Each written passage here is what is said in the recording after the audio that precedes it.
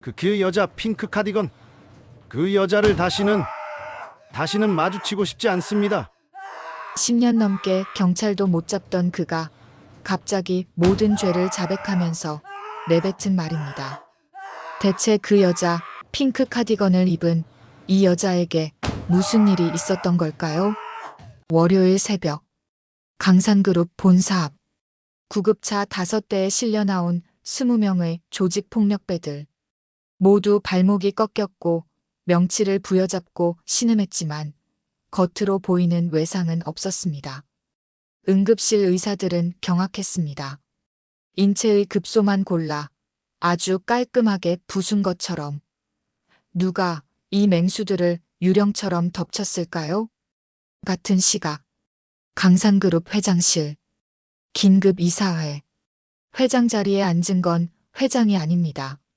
30 초반의 여자. 온화하게 웃는 얼굴. 명패에는 비서실장 강순애라고 적혀 있었습니다. 구박받던 재벌가 며느리. 그리고 이틀 후 서울 암흑가 두목 흑표범은 스스로 경찰서에 나타나 모든 것을 자백했습니다. 단 닷새 만에 세상을 뒤집은 한 여자. 발목이 부러진 조폭 20명, 자수한 암흑가 두목, 그리고 그룹 2인자가 된 구박받던 며느리. 세상 물정 모르던 순둥이가 어떻게 피도 눈물도 없는 악마가 되었을까요? 지금부터 그 닷새 전으로 돌아갑니다. 모든 사건이 시작된 아침. 강산그룹 회장 자택의 식탁. 당신의 모든 말초 신경을 자극할 재벌가 며느리의 복수극이 지금 시작됩니다. 이야기 시작 전 지금 어디서 듣고 계시는지 꼭 댓글로 남겨주세요. 인천, 대전, 부산, 대구, 경기도 듣고 계신 곳 꼭 댓글로 알려주세요. 자, 그럼 이야기 시작합니다. 그럼 지금부터 닷새 전 그날로 돌아가 보겠습니다. 모든 것이 시작된 그 아침, 강산그룹 회장 자택의 식탁으로. 닷새 전 강산그룹 회장 자택의 이른 아침입니다. 새벽 5시 강순애가 부엌에서 아침 준비를 하고 있습니다. 핑크색 카디건을 입고 단정히 묶은 머리에 깨끗한 앞치마를 두른 모습입니다.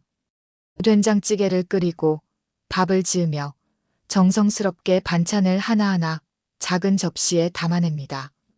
7시가 되자 시어머니가 식당으로 내려옵니다. 식탁을 한번 훑어보더니 곧바로 인상을 찌푸립니다. 이게 뭐야? 국이 또 싱거워 보이네. 며느리 주제에 시어머니 입맛도 못 맞추고. 순애가 공손하게 고개를 숙입니다. 죄송합니다. 제가 소금을 조금 더 넣어 다시 끓여오겠습니다. 그래, 얼른 가서 다시 해와. 그리고 밥도 너무 질어. 이걸 어떻게 먹으라는 거야? 순애는 아무 말 없이 국그릇과 밥그릇을 들고 부엌으로 돌아갑니다. 얼굴에는 여전히 온화한 미소가 있지만 그녀의 눈동자 깊은 곳에서 무언가 차가운 것이 스쳐 지나갑니다. 하지만 금방 사라집니다. 부엌에서 순애는 조용히 국을 다시 끓이고 새밥을 짓기 시작합니다. 그 모습을 멀리서 지켜보는 사람이 있습니다. 강 회장 집의 오랜 집사, 김 집사입니다. 그는 순애를 보며 작게 한숨을 쉽니다. 또 시작이군. 마님의 구박이. 하지만 저 며느님은 정말 참을성이 대단하시네. 5년째 저러고 계시다니. 김 집사는 20년 넘게 강 회장 집안을 지켜본 사람입니다. 그래서 압니다. 강순애라는 며느리가 이 집에 시집온 5년 전부터 얼마나 많은 모욕을 참아왔는지를. 8시가 되자 순애의 남편 강준이 식탁에 나타납니다. 강산그룹 전무이사라는 직함을 달고 있지만 실상은 아버지 그늘 아래 편하게 사는 마마보이입니다. 순애가 다시 끓인 국과 새로 지은 밥을 조심스럽게 상에 올립니다. 여보, 식사하세요. 강준은 젓가락을 들더니 반찬 하나를 집어 입에 넣고는 바로 뱉어냅니다. 이게 뭐야? 자, 너 요리도 제대로 못해? 죄송해요. 제가 다시. 됐어. 밖에서 먹고 갈게. 강준이 자리에서 일어나려는 순간 그의 시선이 순애의 머리에 꽂힌 은비녀에 멈춥니다. 낡았지만 정교한 세공이 돋보이는 은비녀입니다. 야, 그 비녀 뭐야? 너 그런 촌스러운 거 왜 꽂고 다녀? 순애의 표정이 순간 굳습니다. 하지만 여전히 부드러운 목소리로 대답합니다. 이건 제 할아버지께서 주신 유일한 유품이에요. 소중한 거라서. 유품? 그냥 싸구려 은비녀잖아. 우리 강산그룹 며느리가 그런 거 차고 다니면 체면이 말이 아니지. 강준이 갑자기 순애의 머리에서 은비녀를 뽑아냅니다. 순애가 깜짝 놀라 손을 뻗지만 강준은 이미 그것을 식탁 밑 쓰레기통에 던져넣습니다. 이제 좀 보기 좋네. 앞으로 그런 촌스러운 거 하지 마. 강준은 그대로 현관으로 향합니다. 순애는 쓰레기통을 바라봅니다. 눈시울이 살짝 붉어집니다. 하지만 눈물을 흘리지는 않습니다. 대신 그녀의 주먹이 천천히 쥐어집니다. 김 집사가 다가옵니다. 며느님, 제가 꺼내드릴까요? 아니에요, 김 집사님. 괜찮아요. 순애는 다시 미소를 짓고 쓰레기통에서 은비녀를 조심스럽게 꺼냅니다. 행주로 닦아내고 카디건 주머니에 깊숙이 넣습니다. 그 순간 시어머니의 목소리가 들립니다. 순애야, 오늘 김장 100포기 담가야 하는 거 알지? 점심 먹기 전까지 다 끝내놔. 순애가 대답합니다. 네, 어머님. 김 집사가 놀라서 속삭입니다. 며느님, 김장 100포기를 혼자서요? 그건 너무 무리입니다. 제가 아주머니들 부를까요? 괜찮아요. 혼자 할 수 있어요. 순애는 마당으로 나갑니다. 거대한 배추 더미가 그녀를 기다리고 있습니다. 그녀는 카디건을 벗고 소매를 걷어붙입니다. 그러자 놀라운 장면이 펼쳐집니다. 순애의 팔에는 가는 근육이 선명하게 드러납니다. 부드러워 보이는 겉모습과는 전혀 다른 단련된 육체입니다. 그녀는 20kg은 좋게 나가 보이는 배추 한 포기를 마치 깃털처럼 가볍게 들어 올립니다. 김 집사가 창문 너머로 이 장면을 목격합니다. 그는 몇 년 전 목격했던 한 장면을 떠올립니다. 10년 전 강산그룹에 납치 사건이 있었습니다. 당시 회장의 아들, 즉 지금의 강준이 납치되었고 온 집안이 패닉 상태였습니다. 그런데 다음 날 아침 강준은 멀쩡히 집으로 돌아왔습니다. 납치범들은 모두 병원에 실려갔고 경찰도 정확한 경위를 파악하지 못했습니다. 그날 밤 김 집사는 우연히 목격했습니다. 순애가 피 묻은 옷을 태우는 모습을. 하지만 그는 아무에게도 말하지 않았습니다. 저 며느님은 절대 만만한 분이 아니야. 김 집사는 다시 한번 작게 중얼거리고 고개를 젓습니다. 그리고 자신의 일로 돌아갑니다. 순애는 묵묵히 김장을 시작합니다. 배추를 절이고 양념을 버무리고 정성스럽게 한 포기 한 포기 담가냅니다. 얼굴에는 여전히 순둥이 며느리의 미소가 있습니다. 하지만 그녀의 손놀림을 자세히 보면 무언가 범상치 않습니다. 칼을 쥔 각도, 물을 써는 속도, 고추를 다루는 정확성. 마치 오랜 시간 날카로운 도구를 다뤄온 사람의 숙련된 동작입니다. 점심시간이 되기 전 순애는 김장 100포기를 모두 끝냅니다. 시어머니가 나와서 확인하고는 시큰둥하게 말합니다. 뭐 그럭저럭하네. 이제 들어와서 점심 차려. 순애는 고개를 숙입니다. 네, 어머님. 그리고 다시 부엌으로 향합니다. 하지만 이번에는 그녀의 주머니에서 은비녀가 살짝 빛을 발합니다. 마치 무언가를 기다리고 있는 것처럼. 그날 오후 강산그룹 본사 회장실. 강대호 회장이 책상에 앉아 서류를 검토하고 있습니다. 60대 중반의 나이지만 여전히 카리스마가 넘치는 모습입니다. 그의 책상 위에는 가족 사진이 하나 놓여 있습니다. 아들 강준, 며느리 순애, 그리고 손자의 사진입니다. 회장은 사진 속 순애를 바라보며 작게 한숨을 쉽니다. 순애, 내가 너에게 미안하구나. 내가 우리 집안을 위해 무엇을 했는지 나는 알고 있단다. 하지만 아직은 때가 아니야. 조금만 더 참아다오. 그때 비서실장이 급하게 들어옵니다. 회장님, 큰일 났습니다. 무슨 일인가? 흑표범파에서 연락이 왔습니다. 회장님께 직접 통화하고 싶다고 합니다. 회장의 표정이 굳습니다. 흑표범파. 서울 지역에서 가장 악명 높은 조폭 조직입니다. 그들의 두목 흑표범은 10년 전 강산그룹과 거래하다가 배신당했다고 믿고 있으며 그 이후로 줄곧 복수의 기회를 노려왔습니다. 전화를 연결하게. 잠시 후 거친 목소리가 들립니다. 강 회장. 오랜만이구만. 흑표범. 무슨 일인가? 별일 아니야. 그냥 10년 전 일이 생각나서 말이지. 당신이 나를 어떻게 배신했는지 기억하나? 그건 오해야. 우리는 정당한 거래를. 닥쳐. 흑표범의 목소리에 분노가 섞입니다. 10년 전 당신은 나를 경찰에 팔아넘겼어. 덕분에 나는 5년을 감옥에서 썩었지. 이제 복수할 때가 왔어. 회장이 침착하게 대답합니다. 자네가 원하는 게 뭔가? 간단해. 당신의 가장 소중한 것을 빼앗는 거야. 당신의 아들, 그리고 손자.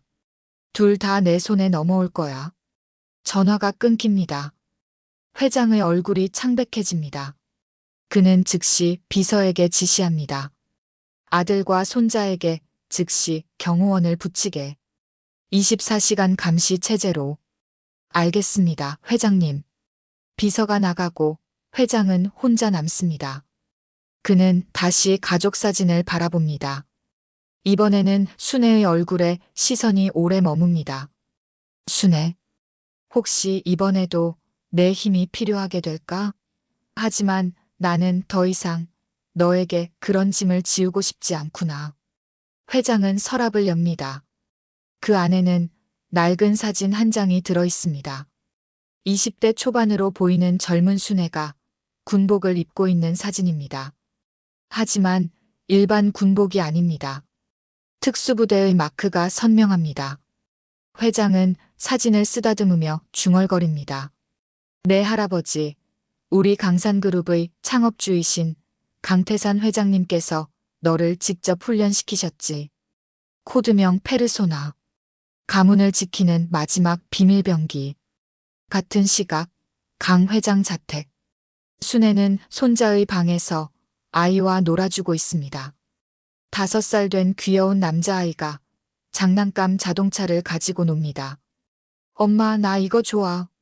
그래, 우리 아들. 재미있니? 순애는 아이를 안아 올립니다.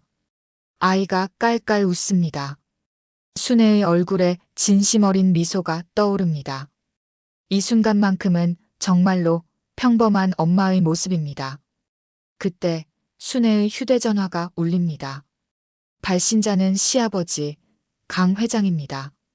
순애는 아이를 내려놓고 전화를 받습니다.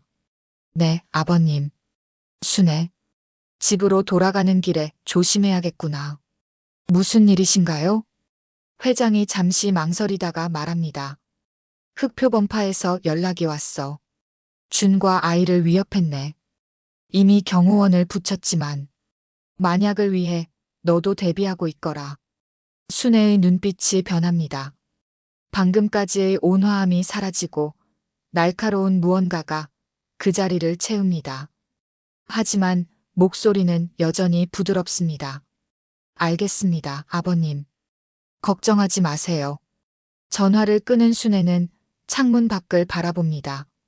멀리 대문 앞에 수상한 검은색 승용차 한 대가 서 있습니다. 차 안에는 두 명의 남자가 앉아 있고 이쪽을 감시하고 있는 것 같습니다. 순애는 조용히 방문을 닫고 옷장을 엽니다. 옷장 깊숙한 곳, 핑크색 카디건들 뒤에 숨겨진 작은 금고가 있습니다. 그녀는 암호를 입력하고 금고를 엽니다. 금고 안에는 몇 가지 물건이 들어 있습니다.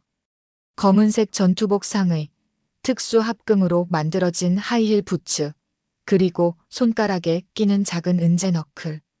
모두 외관상으로는 평범해 보이지만 가까이서 보면 정교한 무기임을 알 수 있습니다. 순애는 물건들을 하나하나 만져봅니다. 10년 만에 다시 만지는 이 도구들이 낯설지 않습니다. 오히려 친숙합니다. 마치 자신의 일부처럼. 할아버지, 제가 다시 이것들을 꺼내야 할까요? 당신이 말씀하셨잖아요. 이 힘은 오직 가족을 지킬 때만 쓰라고. 순애는 금고를 닫고 다시 핑크색 카디건을 여밉니다. 아직은 때가 아닙니다. 하지만 준비는 해야 합니다. 그날 밤 강준이 늦게 귀가합니다. 술에 취한 모습입니다. 순애가 현관에서 그를 맞이합니다. 여보, 술 많이 드셨네요. 제가 부축해 드릴게요. 됐어. 내가 뭘 할 수 있다고. 강준은 비틀거리며 안방으로 들어가 침대에 쓰러집니다. 순애는 그의 구두를 벗겨주고 이불을 덮어줍니다. 그 순간 강준이 중얼거립니다. 순애, 너 진짜 쓸모없어. 애도 하나밖에 못 낳고 요리도 못하고. 우리 엄마 말이 맞아. 너 같은 여자는. 순애는 아무 대꾸도 하지 않습니다. 다만 조용히 방을 나와 문을 닫습니다. 복도에 혼자 남은 순애의 얼굴에서 미소가 사라집니다. 그녀는 자신의 주머니에서 은비녀를 꺼내봅니다. 달빛에 비친 은비녀가 차갑게 빛납니다. 할아버지, 저는 언제까지 이렇게 참아야 할까요? 이 가면을 벗을 날이 올까요? 그때 순애의 휴대전화가 다시 울립니다. 이번에는 모르는 번호입니다. 순애는 전화를 받습니다. 여보세요? 거친 남자 목소리가 들립니다. 당신이 강준의 아내로군. 내일 오전 10시 당신 아들이 다니는 유치원 앞에서 보자고. 누구십니까? 그건 내일 알게 될 거야. 만약 경찰을 부르거나 남편에게 말하면 당신 아들은 무사하지 못할 거야. 전화가 끊깁니다. 순애의 손이 미세하게 떨립니다. 분노 때문이 아닙니다. 흥분 때문입니다. 드디어 기회가 왔구나. 순애는 다시 옷장으로 향합니다. 이번에는 금고를 열고 검은색 전투복을 꺼냅니다. 그리고 거울 앞에 섭니다. 핑크색 카디건을 입은 순둥이 며느리 강순애. 그리고 검은색 전투복을 든 코드명 페르소나. 두 모습이 거울 속에서 겹쳐 보입니다. 순애는 작게 웃습니다. 하지만 그 웃음은 지금까지와는 전혀 다릅니다. 차갑고 날카롭고 위험한 웃음입니다. 좋아. 내일부터 진짜 내가 누구인지 보여주지. 다음 날 아침 순애는 평소처럼 아침 식사를 준비합니다. 하지만 오늘은 다릅니다. 그녀의 옷차림이 조금 다릅니다. 핑크색 카디건은 여전하지만 그 안에 입은 옷은 검은색 스판 소재의 상의입니다. 그리고 신발도 평소의 슬리퍼가 아니라 굽이 낮은 운동화입니다. 김 집사가 이를 눈치챕니다. 하지만 아무 말도 하지 않습니다. 다만 조용히 순애를 지켜볼 뿐입니다. 아침 식사가 끝나고 순애는 아들을 유치원에 데려다 주려 나섭니다. 시어머니가 뒤에서 소리칩니다.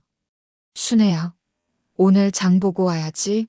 생선도 사고 채소도 사고. 네, 어머님. 다녀오겠습니다. 순애는 아들의 손을 잡고 현관을 나섭니다. 대문 밖에는 여전히 어제 본 검은색 승용차가 서 있습니다. 차 안의 남자들이 순애를 노려봅니다. 순애는 아들을 꼭 안아 올립니다. 우리 아들, 엄마가 꼭 지켜줄게. 엄마 무서워? 아니야. 엄마는 우리 아들이 있어서 세상에서 제일 강해. 유치원까지는 걸어서 10분 거리입니다. 순애는 평소처럼 걸어갑니다. 하지만 그녀의 눈은 주변을 빠르게 스캔하고 있습니다. 골목 어귀의 수상한 남자 둘, 건너편 편의점 앞의 남자 하나, 유치원 정문 근처의 검은색 밴 한 대, 총 6명, 그리고 차량 2대. 흑표범이 생각보다 대규모로 움직였네. 순애는 아들을 유치원 문 앞까지 데려다 줍니다. 선생님이 아이를 받으며 인사합니다. 어머님, 안녕하세요. 선생님, 오늘 혹시 낯선 사람이 우리 아이를 데려가려 하면 절대 보내지 마세요. 그리고 즉시 경찰에 신고해 주세요. 선생님이 놀라서 묻습니다. 무슨 일이 있으신 건가요? 아니에요. 그냥 혹시 모르니까요. 부탁드립니다. 순애는 아이에게 뽀뽀를 하고 유치원을 나옵니다. 그 순간 검은색 밴이 그녀 앞으로 급정거합니다. 문이 열리고 4명의 건장한 남자들이 뛰어내립니다. 강순애 맞지? 조용히 따라와. 순애는 놀란 척하며 뒤로 물러섭니다. 누구세요? 왜 이러세요? 시끄러워. 저항하면 내 아들이 다친다는 거 알지? 남자 하나가 순애의 팔을 거칠게 잡으려 합니다. 그 순간 순애의 눈빛이 변합니다. 순둥이 며느리의 눈이 아닙니다. 냉혹한 전사의 눈입니다. 순애는 남자의 손을 가볍게 비틀어 잡습니다. 그저 손목을 살짝 돌린 것처럼 보이지만 남자가 갑자기 비명을 지르며 무릎을 꿇습니다. 아, 손목이. 다른 남자들이 놀라서 순애를 둘러쌉니다. 인연이 뭐야? 일단 제 앞에. 3명이 동시에 덤벼듭니다. 하지만 순애는 마치 춤을 추듯 부드럽게 움직입니다. 왼쪽 남자의 팔꿈치 안쪽을 살짝 칩니다. 남자의 팔이 순간적으로 마비되어 축 늘어집니다. 오른쪽 남자의 무릎 뒤를 발등으로 가볍게 건드립니다. 남자가 중심을 잃고 바닥에 쓰러집니다. 뒤에서 덤비는 남자의 목 옆 혀를 2 손가락으로 정확히 짚습니다. 남자가 산소가 부족한 듯 헐떡이며 물러섭니다. 불과 5초도 안 되어 4명의 남자들이 모두 바닥에 쓰러져 신음합니다. 순애는 손도 더럽히지 않았습니다. 그저 가볍게 터치했을 뿐인데 남자들은 모두 고통스러워합니다. 이게 뭐야?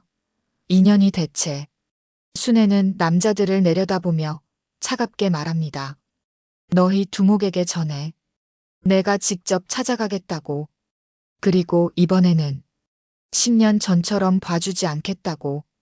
순애는 휴대전화를 꺼내 사진을 찍습니다. 바닥에 쓰러진 남자들의 모습을. 그리고 경찰에 신고합니다. 여보세요, 경찰서죠? 유치원 앞에서 납치 시도가 있었습니다. 범인들은 제가 제압했으니 와서 체포해 주세요. 신고를 마친 순애는 다시 핑크색 카디건을 여밉니다. 그리고 아무 일도 없었다는 듯 걸어갑니다. 하지만 그녀의 눈에는 결심이 서려 있습니다. 흑표범. 이제 내 차례야. 같은 시각 강산그룹 본사 회장실. 강대호 회장이 급하게 전화를 받습니다. 경찰로부터의 연락입니다. 회장님, 아드님 댁 며느님께서 유치원 앞에서 납치범 4명을 제압하셨습니다. 회장이 놀라서 묻습니다. 순애가 혼자서? 네, 목격자 진술에 따르면 불과 몇 초 만에 4명을 모두 무력화시켰다고 합니다. 정확한 경위는 조사 중입니다. 전화를 끊은 회장은 깊은 한숨을 쉽니다. 그는 이미 알고 있었습니다. 순애의 진짜 모습을. 하지만 10년간 그녀가 조용히 지내기를 바랐습니다. 평범한 며느리로, 평범한 엄마로 살기를. 하지만 이제는 어쩔 수 없구나. 흑표범이 먼저 건드렸으니. 회장은 서랍에서 특수 휴대전화를 꺼냅니다. 10년간 단 한 번도 사용하지 않았던 전화기입니다. 그는 순애에게 메시지를 보냅니다. 코드명 페르소나. 해제 승인. 가족을 지켜라. 메시지를 보낸 회장은 창밖을 바라봅니다. 순애야. 미안하다. 다시 한번 내게 짐을 지우는구나. 하지만 이번만은 내가 아니면 안 된다. 그날 오후 순애는 시장에서 장을 보고 집으로 돌아옵니다. 손에는 장바구니가 가득합니다. 평범한 주부의 모습입니다. 하지만 집에 도착한 순애는 곧바로 자신의 방으로 향합니다. 휴대전화를 확인하니 시아버지로부터 온 메시지가 있습니다. 코드명 페르소나. 해제 승인. 순애의 입가에 미소가 떠오릅니다. 10년을 기다렸습니다. 10년간 순둥이 며느리 역할을 하며 참고 또 참았습니다. 하지만 이제 드디어 그 가면을 벗을 수 있습니다. 순애는 옷장을 열고 금고에서 모든 장비를 꺼냅니다. 검은색 전투복, 특수 하이힐 부츠, 은재 너클, 그리고 할아버지의 은비녀. 그녀는 거울 앞에 섭니다. 핑크색 카디건을 벗습니다. 그 아래 검은색 전투복을 입습니다. 머리를 단단히 묶고 은비녀를 꽂습니다. 하이힐 부츠를 신습니다. 은재 너클을 손가락에 낍니다. 거울 속에는 완전히 다른 사람이 서 있습니다. 더 이상 순둥이 며느리가 아닙니다. 냉혹한 전사, 코드명 페르소나가 서 있습니다. 순애는 거울 속 자신을 바라보며 말합니다. 목소리도 달라졌습니다. 부드러움이 사라지고 낮고 차갑고 카리스마 넘치는 목소리입니다. 10년 만이구나, 페르소나. 이제 다시 깨어날 시간이야. 그 순간 순애의 휴대전화가 다시 울립니다. 아까 그 거친 남자 목소리입니다. 강순애, 내가 우리 조직원들을 제압했다며? 재미있군. 그럼 이번에는 직접 와봐. 내 시아버지가 여기 있어. 순애의 표정이 굳습니다. 시아버지님이요?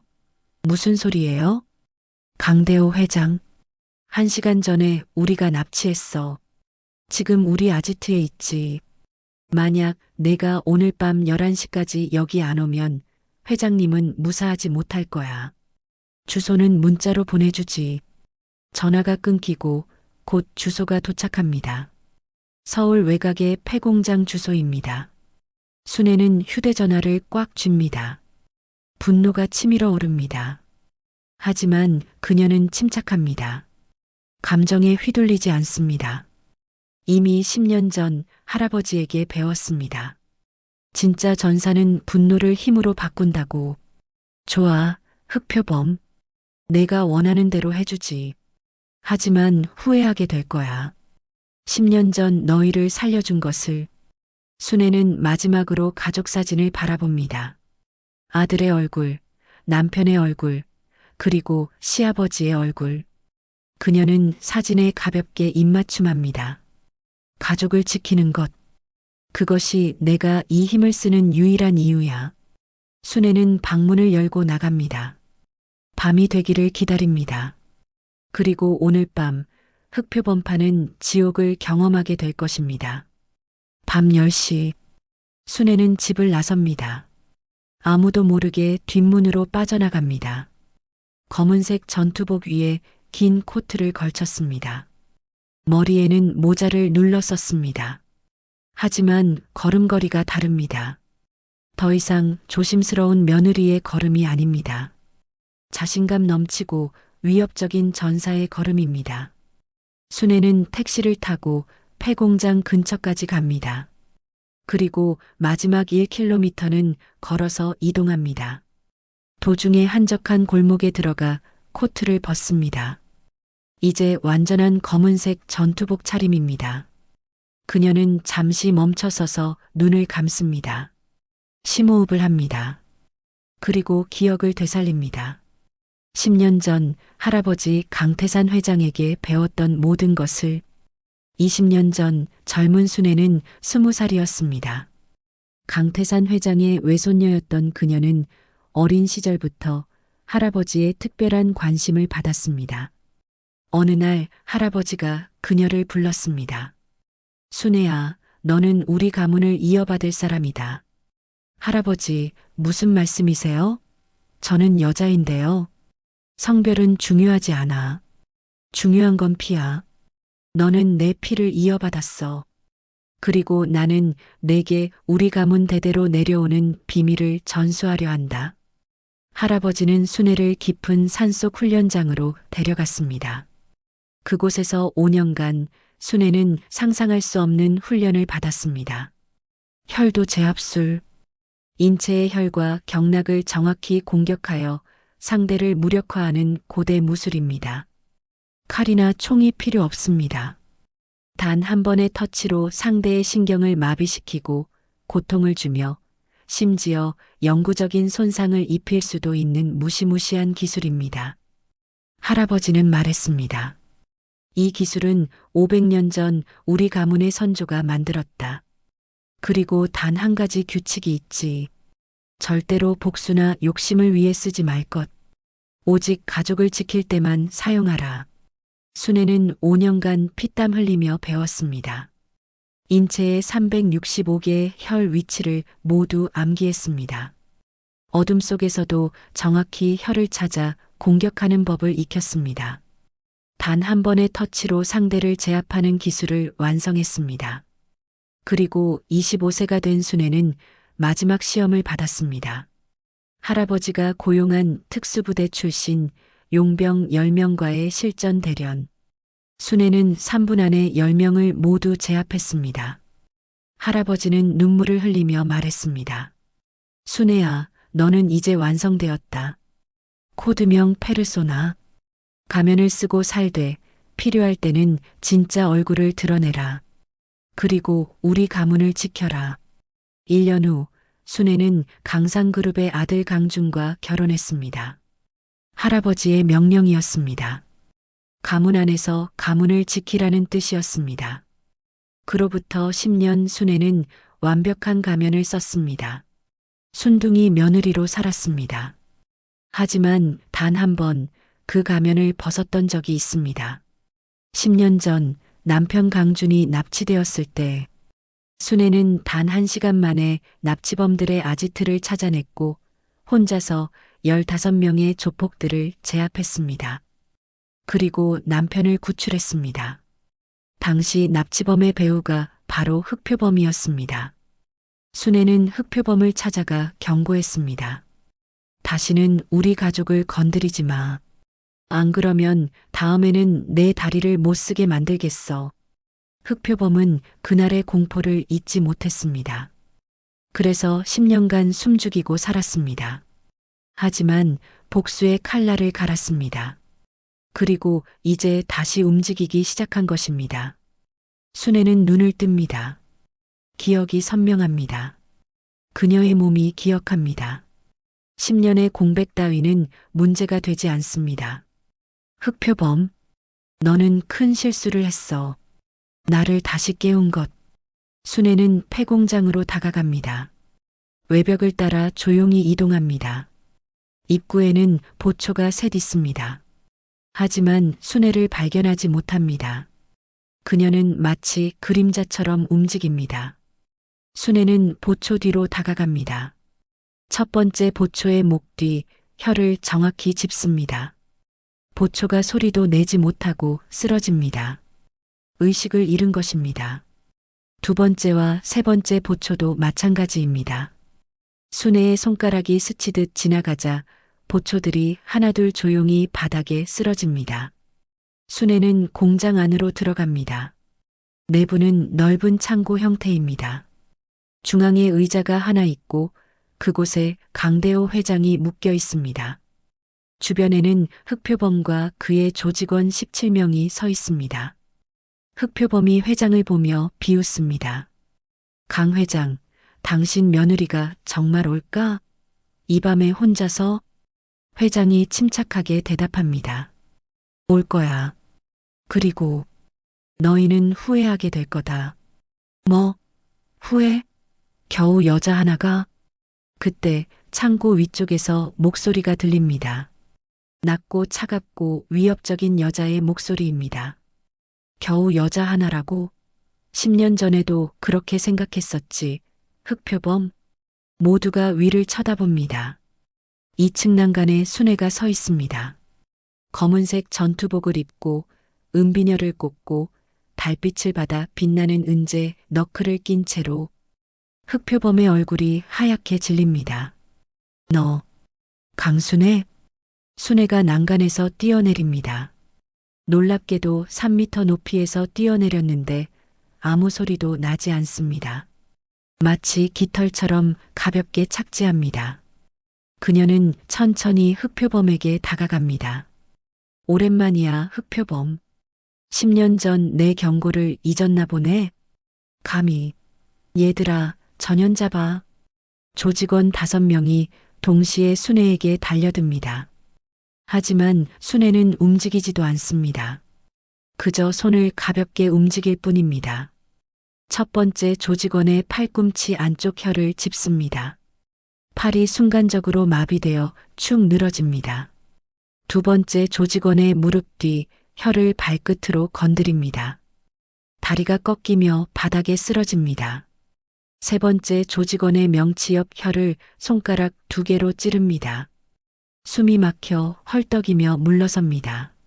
네 번째 조직원의 어깨 혀를 손등으로 칩니다.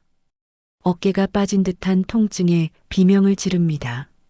다섯 번째 조직원의 허벅지 안쪽 혀를 은재 너클로 가볍게 때립니다. 다리 전체가 마비되어 주저앉습니다. 불과 5초 5명의 조직원이 모두 바닥에 쓰러져 신음합니다. 순애는 손 하나 제대로 안 쓴 것처럼 보입니다. 회장이 놀라서 중얼거립니다. 혈도 제압술. 역시 순애는 완벽하게 익혔구나. 순애는 나머지 조직원들을 천천히 둘러봅니다. 너희도 덤빌 테냐? 아니면 조용히 경찰 올 때까지 기다릴 테냐? 조직원들이 두려움에 떨며 뒷걸음질 칩니다. 하지만 흑표범이 고함칩니다. 겁먹지 마. 우리가 20명인데 여자 하나 못 이기냐? 조직원들이 다시 용기를 내어 순애를 포위합니다. 순애는 작게 한숨을 쉽니다. 그래, 너희가 원한다면 10년 만에 제대로 운동 좀 하지. 순애의 눈빛이 더욱 날카로워집니다.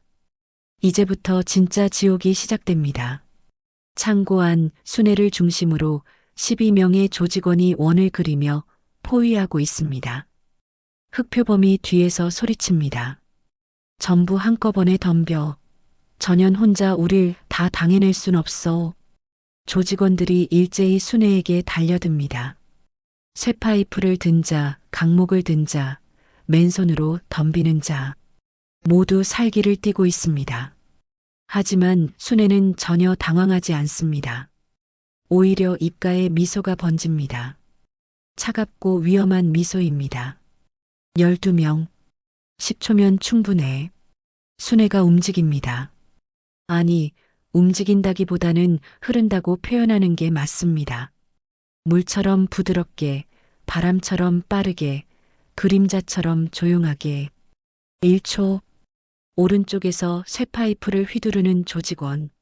순애는 몸을 살짝 기울여 파이프를 피하고 동시에 그의 팔꿈치 안쪽 혀를 2 손가락으로 정확히 찌릅니다. 조직원의 손에서 파이프가 떨어지고 팔이 축 늘어집니다. 2초. 왼쪽에서 강목을 들고 내리치는 조직원. 순애는 한 발 앞으로 들어가며 그의 무릎 뒤 혀를 발 뒤꿈치로 가볍게 걷어찹니다. 조직원이 무릎을 꿇으며 바닥으로 고꾸라집니다. 3초. 뒤에서 목을 조르려는 2 조직원. 순애는 뒤로 돌지도 않고 양손을 뒤로 뻗어 2 사람의 손목 안쪽 혀를 동시에 짚습니다. 2 조직원이 손에 전기가 통한 듯 비명을 지르며 손을 뗍니다. 4초. 정면에서 주먹을 날리는 덩치 큰 조직원. 순애는 그의 주먹을 손바닥으로 받아내고 동시에 그의 어깨 혀를 엄지손가락으로 강하게 누릅니다. 조직원의 온몸이 경직되며 움직임이 멈춥니다. 5초. 왼쪽에서 발차기를 날리는 조직원. 순애는 그의 발목을 손으로 가볍게 잡고 발목 안쪽 혀를 은재 너클로 툭 칩니다. 조직원이 균형을 잃고 바닥에 나동그라집니다. 6초. 순애의 뒤통수를 노리고 강목을 휘두르는 조직원. 순애는 머리를 살짝 숙이고 뒤돌아서며 그의 복부 옆구리 혀를 손날로 칩니다. 조직원이 배를 움켜쥐고 쓰러집니다. 7초. 양쪽에서 동시에 덤비는 두 조직원. 순애는 제자리에서 빙글을 돌며 두 사람의 목 옆 혀를 양손으로 동시에 찌릅니다. 두 조직원이 산소가 부족한 듯 헐떡이며 무릎을 꿇습니다. 8초. 쇠파이프를 들고 허리를 노리는 조직원. 순애는 점프하며 그 위를 뛰어넘고 공중에서 그의 등 뒤 혀를 발뒤꿈치로 정확히 찍습니다. 조직원이 앞으로 고꾸라지며 바닥에 얼굴을 박습니다. 9초. 마지막 남은 두 조직원이 동시에 양옆에서 달려듭니다. 순애는 두 팔을 좌우로 뻗으며 두 사람의 명치 위 혀를 손가락 끝으로 찌릅니다. 두 조직원이 동시에 숨이 막혀 쓰러집니다. 10초. 12명의 조직원 모두가 바닥에 쓰러져 신음하고 있습니다. 순애는 그 중앙에 서서 전혀 숨도 차지 않은 채 차갑게 말합니다. 10초. 내가 예상한 대로야. 회장이 의자에 묶인 채로 이 광경을 목격하고 있습니다. 그의 눈에는 놀라움과 함께 깊은 안도감이 섞여 있습니다. 순애, 역시 너는 우리 강태산 회장님의 진짜 후계자야. 흑표범은 뒤로 물러서며 떨고 있습니다. 이게 말이 되나? 여자 하나가 12명을. 순애가 천천히 흑표범에게 다가갑니다. 하이힐 부츠의 굽이 바닥을 칠 때마다 딱딱거리는 소리가 창고에 울려 퍼집니다. 그 소리가 마치 죽음의 카운트다운처럼 들립니다. 흑표범, 10년 전에 경고했었지. 다시는 내 가족을 건드리지 말라고. 그런데 너는 내 아들을 협박했어. 내 시아버지를 납치했어. 그리고 가장 용서할 수 없는 건 순애가 흑표범의 셔츠 깃을 잡아당깁니다. 흑표범이 두려움에 떨며 뒤로 물러서려 하지만 순애의 힘은 놀랍도록 강합니다. 너는 내 인내심을 시험했어. 10년간 나는 가면을 쓰고 살았어. 순둥이 며느리로, 아무것도 모르는 바보 같은 여자로. 그게 얼마나 힘들었는지 너는 모를 거야. 순애의 눈에서 차가운 빛이 번뜩입니다. 이제 그 10년간의 스트레스를 너한테 풀어줄게. 순애는 흑표범의 오른쪽 어깨 혀를 손가락으로 찌릅니다. 흑표범이 비명을 지릅니다. 아, 이건 내 아들을 협박한 데가. 이번에는 왼쪽 어깨에 혀를 찌릅니다. 이건 시아버지를 납치한 데가. 오른쪽 무릎 혀를 찍습니다. 이건 10년 전 경고를 무시한 데가. 왼쪽 무릎 혀를 찍습니다. 이건 내 인내심을 시험한 데가. 흑표범이 바닥에 주저앉으며 울부짖습니다. 제발, 제발 용서해줘. 순애는 그를 내려다보며 차갑게 말합니다. 용서? 10년 전에 한 번 용서해줬어. 그때 경찰에 넘기지 않고 살려준 게 내 실수였지. 이번에는 그런 실수 안 해. 순애는 흑표범의 척추 양쪽 혀를 정확히 짚습니다. 흑표범의 온몸이 순간적으로 마비됩니다. 그는 움직일 수 없습니다. 하지만 의식은 또렷합니다. 고통도 느낍니다. 너는 앞으로 석 달간 걷지 못할 거야. 그리고 평생 허리 통증에 시달릴 거고, 이게 바로 혈도 제압술의 진짜 무서움이야. 겉으로는 멀쩡해 보이지만 신경은 영구적으로 손상되는 거지. 순애는 흑표범을 바닥에 내팽개치고 회장에게 다가갑니다. 회장의 결박을 풀어줍니다. 아버님, 괜찮으세요? 회장이 순애를 안아줍니다. 고맙다, 순애야. 정말 고맙다. 아니에요, 아버님. 제가 해야 할 일을 한 것뿐이에요. 회장이 순애의 얼굴을 바라봅니다. 순애야, 10년간 내가 얼마나 힘들었을지 나는 안다. 미안하다. 내가 너를 더 일찍 보호해줬어야 했는데. 괜찮아요, 아버님. 저는 가족을 지키는 게 제 역할이라는 걸 알고 있었어요. 그때 창고 밖에서 사이렌 소리가 들립니다. 경찰이 도착한 것입니다. 순애가 미리 신고해둔 덕분입니다. 경찰들이 들어오고 바닥에 쓰러진 조직원들과 흑표범을 보고 경악합니다. 이게 대체 무슨... 회장이 나서서 설명합니다. 제가 납치되었다가 구출되었습니다. 이 사람들이 범인들입니다. 그런데 누가 이렇게... 회장이 순애를 가리킵니다. 제 며느리가 저를 구하러 왔습니다. 경찰들이 순애를 쳐다봅니다. 검은색 전투복을 입고 차갑게 서 있는 그녀를, 그리고 바닥에 쓰러진 20명 가까운 조직원들을. 믿기지 않습니다만 일단 조서를 받겠습니다. 순애는 조용히 고개를 끄덕입니다. 그리고 회장을 부축하며 창고를 나옵니다. 밖은 이미 새벽입니다. 동쪽 하늘이 밝아오고 있습니다. 순애는 하늘을 바라보며 작게 웃습니다. 10년 만에 진짜 내가 누구인지 보여줬어. 그리고 이제...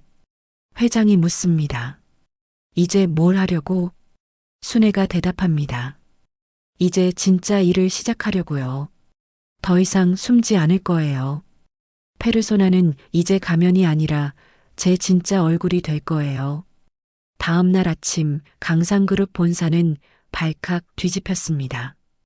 회장이 납치되었다가 무사히 구출되었다는 소식이 전 임직원에게 전달되었습니다. 하지만 더 놀라운 것은 그 다음 소식이었습니다. 회장이 긴급 이사회를 소집했고 그 자리에서 새로운 비서실장을 임명했다는 것. 그것도 다름 아닌 회장의 며느리 강순애를. 이사회실 10여 명의 이사들이 모여 있습니다. 그들은 모두 당혹스러운 표정입니다. 회장님, 이게 무슨 말씀이십니까? 며느님을 비서실장으로? 그건 너무 파격적인 인사 아닙니까? 며느님은 경영 경험도 없으시고. 회장이 손을 들어 조용히 시킵니다. 다들 조용히 하시오. 내 결정은 확고하오. 하지만 회장님, 그때 회의실 문이 열립니다.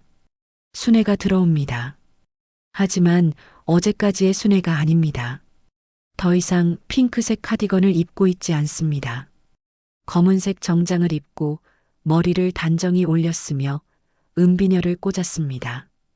걸음걸이도 다릅니다. 자신감이 넘칩니다. 순애가 회장 옆자리에 앉습니다. 그리고 이사들을 천천히 둘러봅니다. 그 시선이 예사롭지 않습니다. 회장이 말합니다. 여러분, 소개하겠소. 우리 강상그룹의 새 비서실장 강순애요. 이사들이 웅성거립니다. 순애가 입을 엽니다. 목소리가 다릅니다. 더 이상 부드럽고 조용한 목소리가 아닙니다. 낮고 분명하고 권위 있는 목소리입니다. 안녕하십니까, 이사님들. 강순애입니다. 앞으로 잘 부탁드립니다. 한 이사가 비웃듯 말합니다. 며느님, 농담이시죠? 비서실장이라는 자리가 얼마나 중요한 자리인데. 순애가 그 이사를 똑바로 쳐다봅니다. 눈빛이 날카롭습니다. 농담 아닙니다. 그리고 이사님, 작년에 이사님께서 회사 자금 3억을 횡령하신 건 아시죠? 이사의 얼굴이 하얗게 질립니다. 뭐라고? 증거는 다 있습니다. 은행 계좌 내역, 거래 명세서, 심지어 이사님이 그 돈으로 사신 강남 아파트 등기부등본까지 제가 지난 3개월간 조사했습니다. 회의실이 술렁입니다. 다른 이사들도 놀란 표정입니다. 순애가 계속 말합니다. 그리고 김 이사님, 이사님은 경쟁사에 우리 회사 기밀을 팔았죠? 박 이사님은 허위 계약서로 회사에 손해를 입혔고요. 다 알고 있습니다. 회장이 팔짱을 끼고 이사들을 바라봅니다. 여러분, 순애는 지난 5년간 우리 집에 살면서 조용히 많은 것을 관찰하고 조사했소. 그리고 나는 그녀의 능력을 믿소.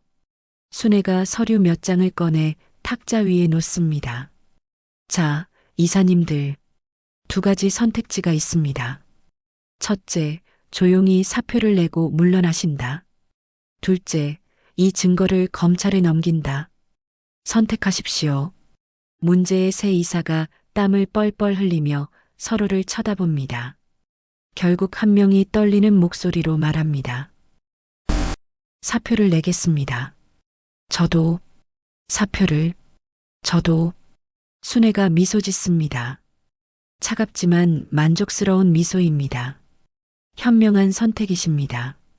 일주일 내로 사표 처리하시고 횡령하신 금액은 전액 반환하십시오. 새 이사가 고개를 숙이고 회의실을 나갑니다. 남은 이사들은 순애를 새로운 눈으로 바라봅니다. 두려움과 존경이 섞인 눈빛입니다. 회장이 말합니다. 이제 아무도 이해 없겠소? 순애가 비서실장으로 적합하다는 것을 아무도 대답하지 않습니다. 침묵이 곧 동의입니다. 좋소. 그럼 회의는 여기까지. 순애, 자네는 나와 함께 회장실로. 회장과 순애가 회장실로 들어갑니다. 문이 닫히자 회장이 순애를 안아줍니다. 고생 많았다, 순애야. 아니에요, 아버님. 당연한 일을 한 것뿐이에요. 10년 동안 정말 많이 참았구나. 우리 집에서 구박받으면서도 아무 말 안 하고. 순애의 눈시울이 붉어집니다. 힘들었어요, 솔직히. 시어머니의 구박, 남편의 무시, 시누이의 비웃음. 매일매일이 전쟁이었어요. 하지만 참았어요.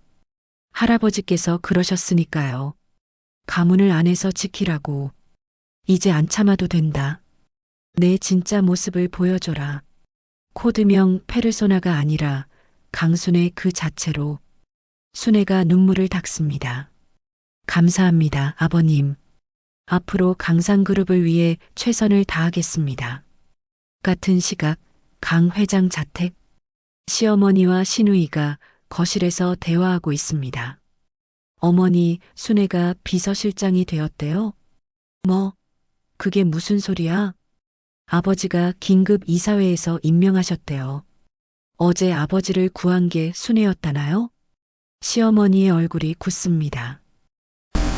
그럼 우리가 지난 5년 동안 순애를 구박한 거 바보 취급했죠. 무시했고요. 시어머니와 시누이가 서로를 쳐다봅니다. 두려움이 얼굴에 번집니다. 이를 어쩌지? 순애가 우리한테 복수하려 들면. 그때 현관문이 열립니다. 순애가 들어옵니다. 검은색 정장 차림으로. 시어머니와 시누이가 벌떡 일어섭니다. 순애야. 순애가 그들을 차갑게 바라봅니다. 시어머니와 시누이가 움찔합니다. 순애가 천천히 다가옵니다. 어머님, 언니. 지난 5년 동안 많은 일이 있었죠.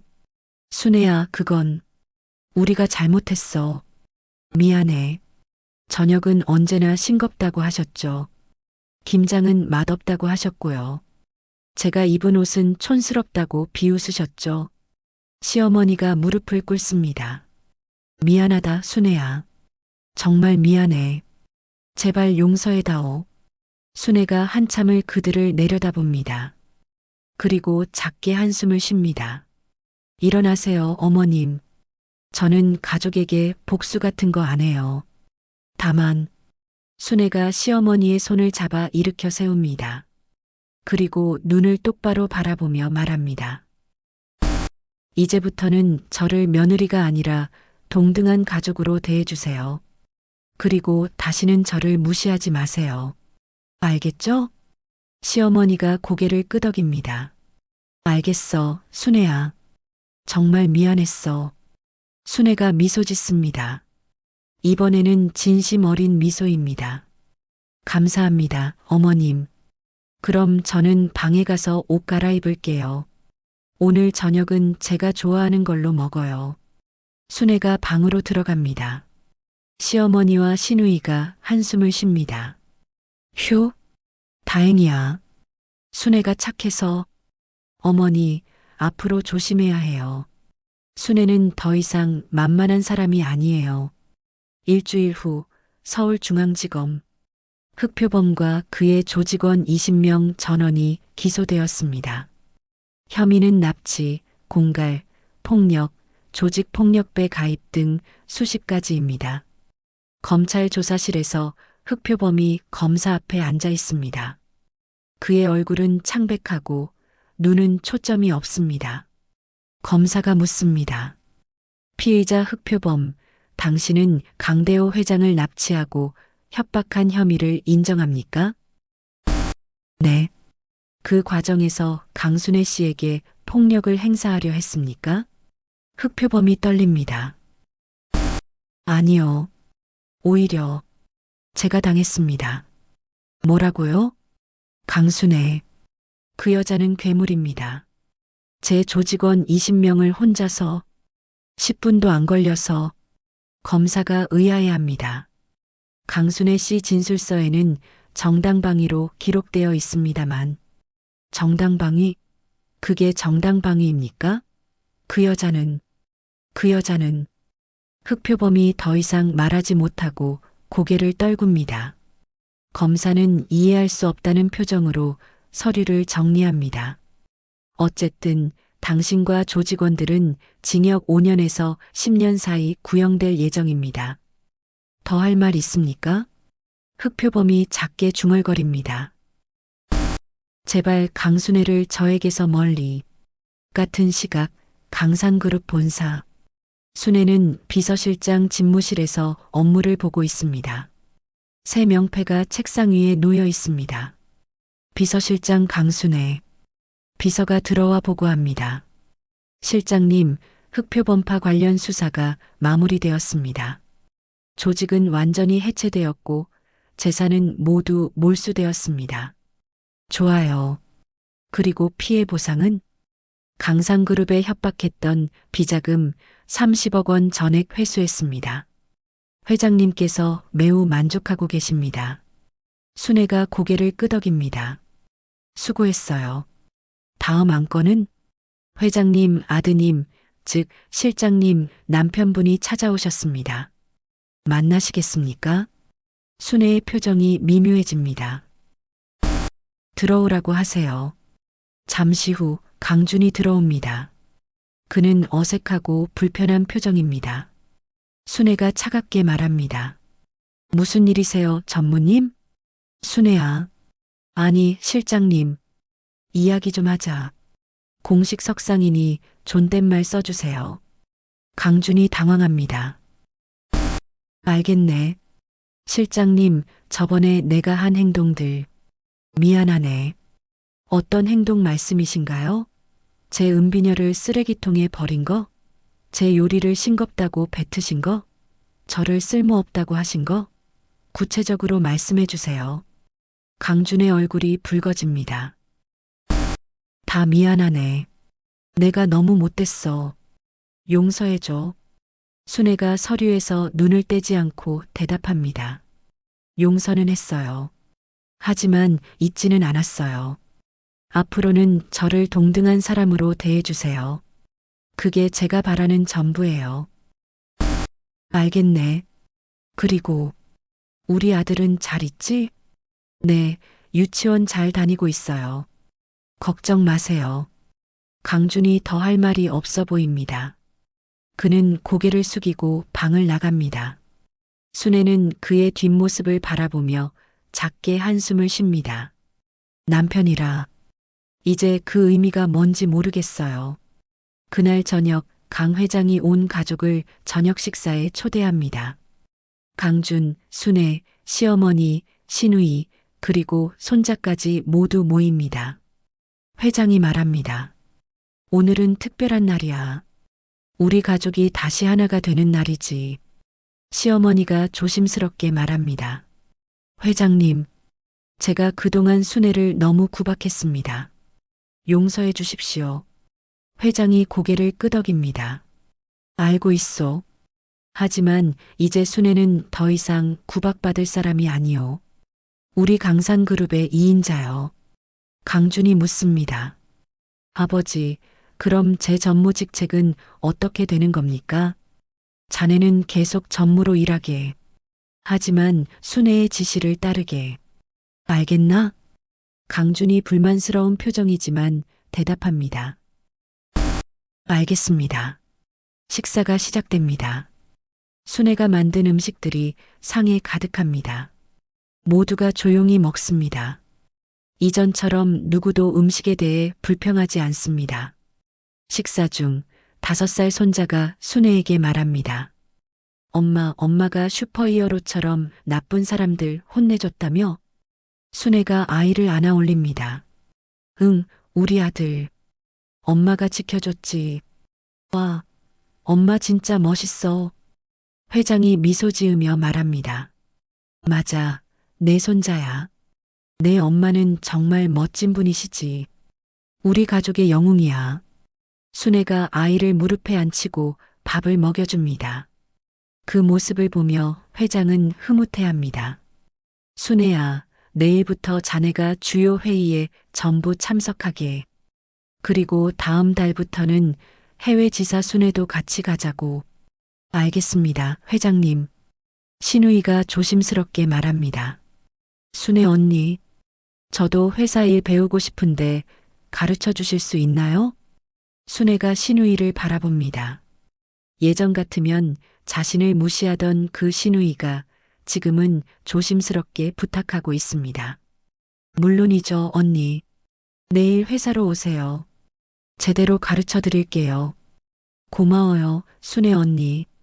식사가 끝나고 순애는 아들을 재우러 방으로 갑니다. 아이를 침대에 눕히고 이불을 덮어줍니다. 엄마, 이야기해줘. 엄마가 나쁜 사람들 혼내준 이야기. 순애가 아이의 머리를 쓰다듬으며 웃습니다. 그 이야기는 너무 무서워. 대신 다른 이야기 해줄까? 응. 순애는 아이에게 할아버지, 즉 증조할아버지 강태산 회장의 이야기를 들려줍니다. 어떻게 맨손으로 강산그룹을 일궈냈는지, 어떻게 가족을 지켰는지. 증조할아버지는 말씀하셨어. 진짜 힘은 남을 해치는 게 아니라 사랑하는 사람을 지키는 거라고. 엄마도 그렇게 배웠단다. 엄마도 증조할아버지처럼 강해? 엄마는 증조할아버지를 닮으려고 노력하는 중이야. 아이가 스르르 잠듭니다. 순애는 아이의 이마에 키스하고 방을 나옵니다. 복도에서 회장이 기다리고 있습니다. 순애야, 잠깐 산책하지 않겠나? 네, 회장님. 두 사람은 저택 정원을 걷습니다. 달빛이 밝은 밤입니다. 회장이 먼저 말을 꺼냅니다. 순애야, 자네 할아버지. 우리 아버지 강태산 회장님은 정말 대단한 분이셨어. 자네를 직접 훈련시키셨지. 네, 15살 때부터 20살까지 5년간 산속에서 배웠어요. 혈도 제압술. 우리 가문 500년 비전이지. 아버지께서 자네한테 그걸 전수하신 건 자네가 진짜 후계자라고 생각하셨기 때문이야. 순애가 고개를 숙입니다. 저는 그저 가족을 지키고 싶었을 뿐이에요. 알고 있네. 10년 전 자네가 준을 구했을 때부터 알았어. 자네가 우리 집안의 진짜 기둥이라는 걸. 하지만 회장님은 제게 계속 가면을 쓰라고 하셨어요. 그건 회장이 잠시 말을 멈춥니다. 내가 잘못 생각했어. 자네를 보호하려고 그랬는데 오히려 자네를 힘들게 했구나. 미안하네. 순애가 회장의 손을 잡습니다. 아니에요, 회장님.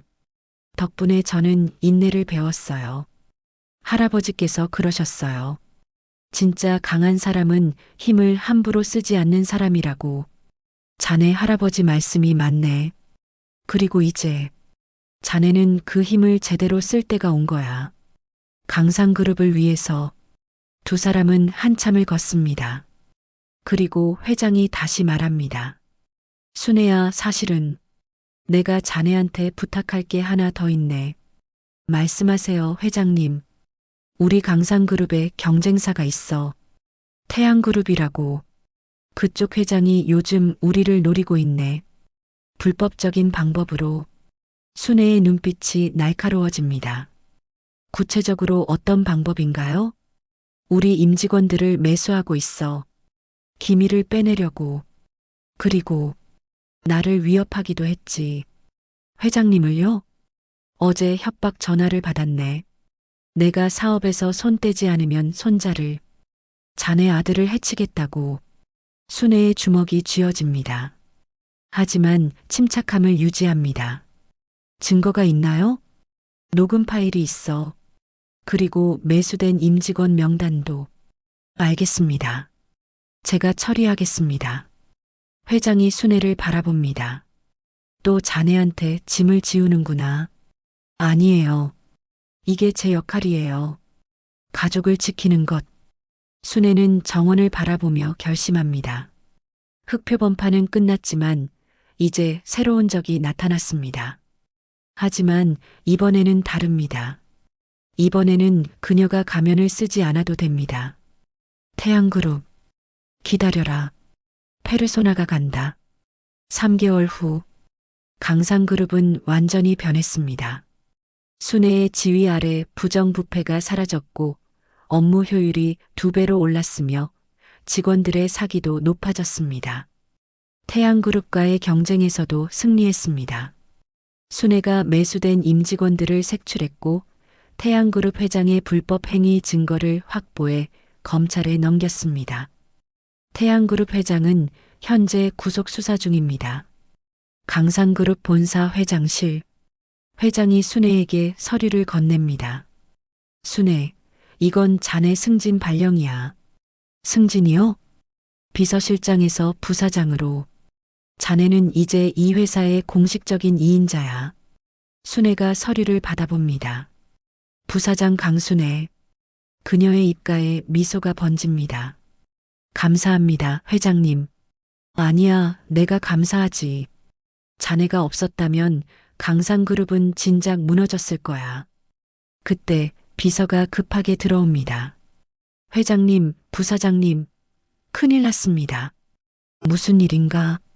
흑표범이 탈옥했습니다. 순애와 회장의 얼굴이 굳습니다. 흑표범은 징역 10년을 선고받고 복역 중이었습니다. 그런데 탈옥이라니. 언제 일입니까? 어젯밤입니다. 그리고 협박 전화가 왔습니다. 부사장님 아드님을 노린다고. 순애가 벌떡 일어섭니다.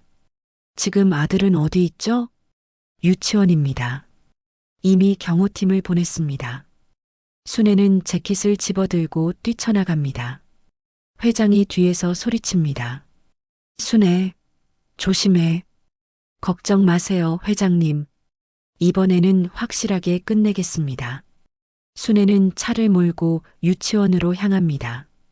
도로를 과속으로 달립니다. 머릿속에는 오직 아들 생각뿐입니다. 제발, 무사해라. 10분 후 유치원 앞에 도착합니다. 경호팀이 이미 와 있고 아이는 무사합니다. 순애가 안도의 한숨을 쉽니다. 엄마. 아이가 순애에게 달려옵니다.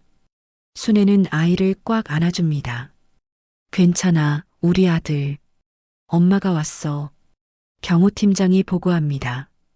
부사장님, 흑표범의 행적을 추적 중입니다. 곧 잡을 수 있을 것 같습니다. 아니요. 제가 직접 잡겠습니다. 하지만 위험합니다. 순애가 차갑게 웃습니다. 흑표범이 위험한 게 아니에요. 제가 위험하죠. 저번에는 살려줬지만 이번에는 아니에요. 순애는 아이를 경호팀에게 맡기고 다시 차에 탑니다. 흑표범의 은신처를 추적합니다. 그녀의 네트워크를 동원해 정보를 모읍니다. 2시간 후 순애는 흑표범의 위치를 파악합니다. 서울 외곽에 버려진 창고, 3개월 전과 같은 장소입니다. 거기서 기다리고 있었구나. 좋아, 내가 간다. 밤이 되고 순애는 창고로 향합니다. 이번에는 검은색 전투복이 아닙니다. 평범한 청바지에 티셔츠, 그리고 핑크색 카디건을 걸쳤습니다. 창고 안 흑표범이 혼자 서 있습니다. 조직원은 없습니다.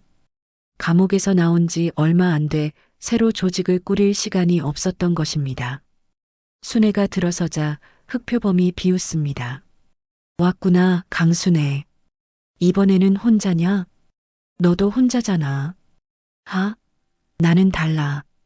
이번엔 준비를 했어. 흑표범이 총을 꺼냅니다. 순애를 겨냥합니다. 3개월 전에는 내 그 요상한 기술에 당했지. 하지만 총 앞에서는 소용없어. 순애는 전혀 당황하지 않습니다. 오히려 핑크색 카디건의 단추를 천천히 풀기 시작합니다. 흑표범, 너는 정말 멍청하구나. 3개월 전에도 경고했잖아. 다시는 내 가족을 건드리지 말라고. 입 닥쳐. 이제 내가 죽을 차례야. 흑표범이 방아쇠를 당깁니다. 총소리가 울립니다. 하지만 순애는 이미 그 자리에 없습니다. 마치 순간이동이라도 한 것처럼 흑표범의 바로 옆에 서 있습니다. 뭐야? 순애가 흑표범의 손목혀를 정확히 짚습니다. 총이 바닥에 떨어집니다. 그리고 그의 목 옆 혀를 손가락 2개로 누릅니다. 흑표범의 온몸이 마비됩니다. 그는 바닥에 쓰러집니다. 순애가 그를 내려다보며 차갑게 말합니다. 이번에는 내 척추 중추신경을 건드렸어. 평생 휠체어 신세를 질 거야. 그리고 매일 밤 고통에 시달릴 거고. 제발. 3개월 전에도 기회를 줬어. 하지만 너는 내 아들을 또 협박했어. 이제 기회는 없어. 순애는 휴대전화를 꺼내 경찰에 신고합니다. 그리고 핑크색 카디건을 다시 여밉니다. 핑크색 카디건. 사람들은 이게 순둥이의 상징이라고 생각하지. 하지만 나한테는 달라. 이건 내가 진짜 강하다는 증거야. 겉은 부드러워도 속은 강철 같다는. 경찰이 도착하고 흑표범을 체포합니다. 순애는 창고를 나와 밤하늘을 바라봅니다. 할아버지, 제가 잘하고 있는 거죠? 가족을 지키고 정의를 실현하고. 일주일 후 강산그룹 본사 앞. 순애가 출근합니다. 검은색 정장에 하이힐, 그리고 핑크색 카디건을 걸쳤습니다. 직원들이 그녀를 보며 인사합니다. 부사장님, 안녕하십니까? 좋은 아침입니다. 부사장님. 순애는 온화하게 미소 지으며 대답합니다. 네, 좋은 아침이에요. 오늘도 화이팅?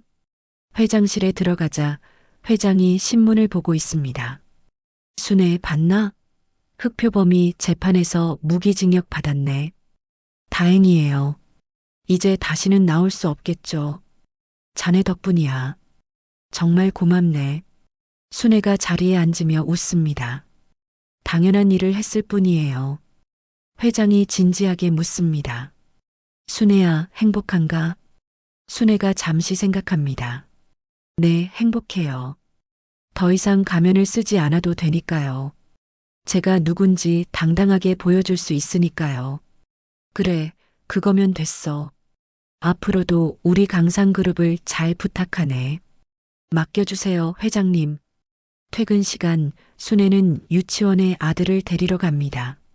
아이가 달려와 안깁니다. 엄마, 오늘 선생님이 그랬어.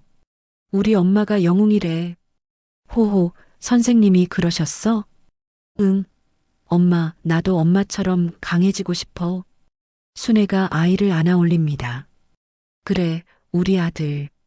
엄마가 가르쳐 줄게. 하지만 기억해. 진짜 힘은 남을 해치는 게 아니라 사랑하는 사람을 지키는 거야. 알겠어, 엄마. 집으로 가는 길, 순애는 핑크색 카디건을 여미며 하늘을 바라봅니다. 할아버지, 저는 이제 알았어요. 페르소나는 가면이 아니라 진짜 저였어요. 순둥이 며느리도 저고 강한 전사도 저예요. 둘 다 진짜 강순애예요. 석양이 집니다. 순애와 아들의 그림자가 길게 늘어납니다. 그리고 그 그림자 속에서 핑크색 카디건이 저녁 햇살에 부드럽게 빛납니다. 오늘 이야기 어떠셨나요? 얼마나 재밌었는지 댓글로 남겨주세요. 정말 재밌었다면 5점, 너무 재미없었다면 1점을 댓글로 작성해주세요. 구독과 좋아요 눌러주시면 더 많은 영상을 무료로 시청하실 수 있습니다.